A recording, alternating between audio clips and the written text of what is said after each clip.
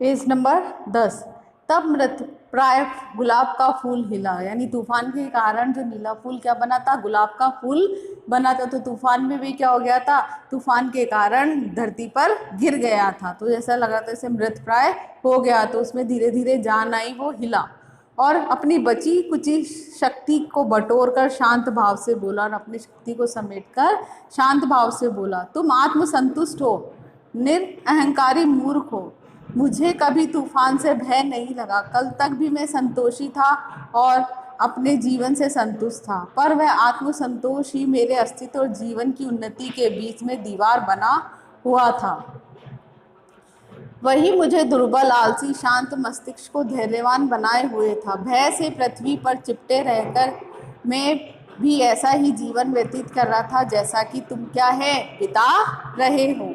मैं भी शीत की प्रतीक्षा कर सकता था कि वह मुझे बर्फ के कफन से ढक दे और मृत्यु को सौंप दे, जैसा कि सभी छोटे पुष्पों के साथ होता। शीत यानी सर्दी ऋतु की प्रतीक्षा करता है, जब उसकी बूंदें और बर्फबारी गिरती है तो उसका इंतजार करता है। किंतु अब मैं प्रसन्न हूँ, क्योंकि मैंने अपने हीन संसार के बाहर विश्व के रहस्यों को क्या कर लिया है, मैंने पहचान लिया है।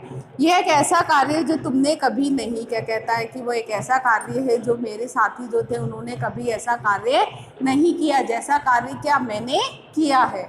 मैं लोभ की अपेक्षा कर सकता था, जिसकी प्रकृति मुझसे कहीं ऊंची है, परंतु जब मैंने रात्रि की नीरवता में ध्यान से सुना, नीरवता यानी शांत, रात में वातावरण जो रहता है एकदम शांत हो जाता है, लालसा उत्पन्न हुई। मैंने अनुभव किया कि तारों के गीत पाताल नहीं सुन सकता। तभी मैंने अपनी हीनता के विरुद्ध युद्ध आरंभ किया, उसकी याचना करने लगा जो मेरा नहीं था, यानी उसकी याचना करने लगा जो मेरा था ही नहीं, वो ही मैं मांगने लगा। यहाँ तक कि मेरी विद्रोही भावना एक शक्ति के रूप में मेरी लालसापूर्ण इच्छा में परिणित हो गई।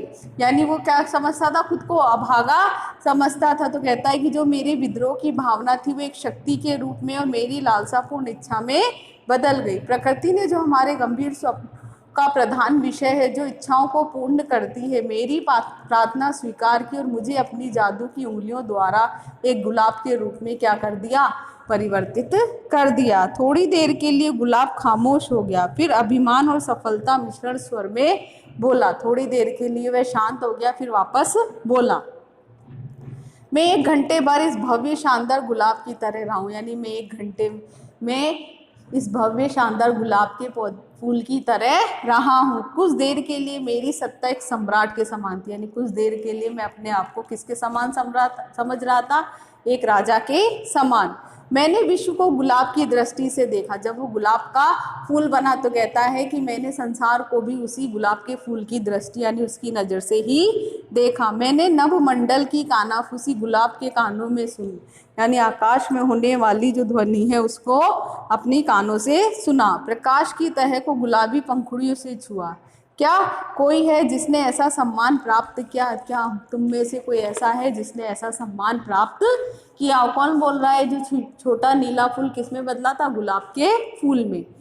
इस प्रकार कहकर उसने अपना सिर झुका लिया। घुटती हुई आवाज में हाँफते हाँफते बोला, मैं अब मर जाऊंगा, क्योंकि मेरी आत्मा ने अपने उद्देश्य की क्या कर ली है, प्राप्ति कर ली, यानी जो वो पाना चाहता था वो उसने पा लिया है।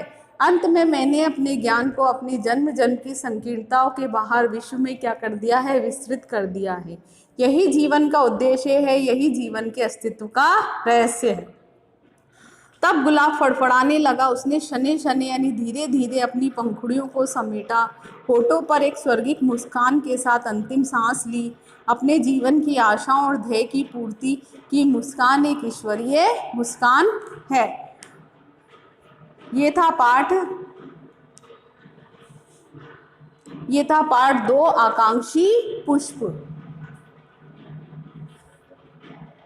यानी कि इस पाठ के माध्यम से ये बताना चाहता है, जो लेखक है वो कहना चाहते हैं कि हमें विधि के विधान में, यानी प्रकृति ने हमें जो जैसा दिया है हमें कभी भी उसमें हस्तक्षेप नहीं करना चाहिए, वरना हमारी दुर्गति भी कैसी होगी, जो नीले फूल की हुई थी वैसी ही हमारी दुर्गति भी होगी।